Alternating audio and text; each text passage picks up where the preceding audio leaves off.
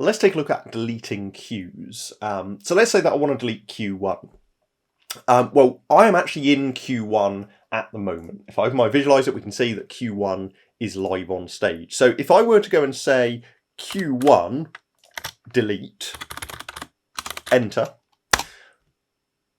if we go and say OK, the console's going to say, well, you can't delete an active queue. And we can then click OK and the delete has failed. So you must make sure that you either go into a different queue or release your queue stack before trying to delete a queue. But then when we come to deleting a queue, we have a couple of options to be aware of, and that is our tracking options. Q1 brings my front light up, but it also brings light 8 and 10 to 50%. Going to Q1.5, Q1.5 does not have an instruction for lights 8 and 10, therefore those lights track from Q1. And that also goes for Q2. Lights 8 and 10, they stay at 50% because Q1 told them to come on at 50%, and they haven't been given a new instruction. So, what's going to happen when we then delete Q1? Because of course Q1, that is the only queue that's actually telling it lights 8 and 10 to be on. The other queues, that it's just tracking through. So, when you delete a queue, you will get the option of whether you want it to be a tracking delete or a queue-only delete. So I'm going to go and release my queue stack so that I can actually delete that queue. And I'm then going to go and use the syntax Q1, and I'm going to then go and say delete like we did previously and hit enter. And then we get this pop-up. We saw this a moment ago, but it wouldn't then let us proceed with this because we were in the queue. But it's saying, do you want to proceed? And if I click OK, that will do a tracking delete. Whereas if I go and say queue only, it will delete this queue, but then make sure that the next queue looks exactly how we programmed it. So if I do go and say OK to delete the queue, it's gone, that's it, it's disappeared.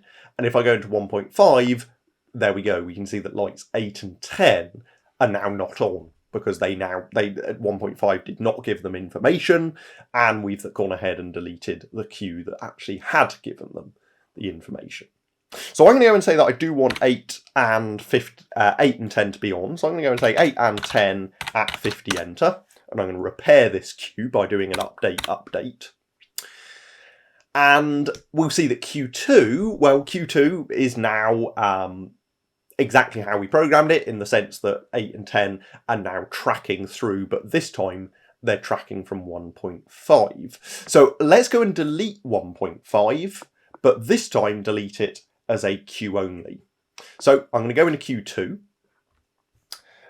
so we can see it there live on stage. We can see our values, and I'm going to then go and say that I want to say Q 1.5 delete, enter, but this time I want it to be a queue only update. And notice we're in Q2, notice what happens to light 8 and 10. We're going to go into Q2,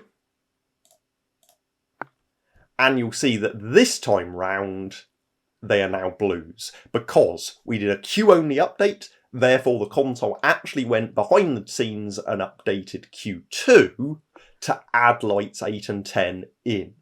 So although that originally Q2 did not have any information for lights 8 and 10, it now does because we did a queue only delete. So as well as doing a syntax-based process of deleting your queues, if you go to the queue list window, this allows you to actually go in and actually just click on a queue. You'll see the selected queue will be displayed, and I can go and say then delete queue.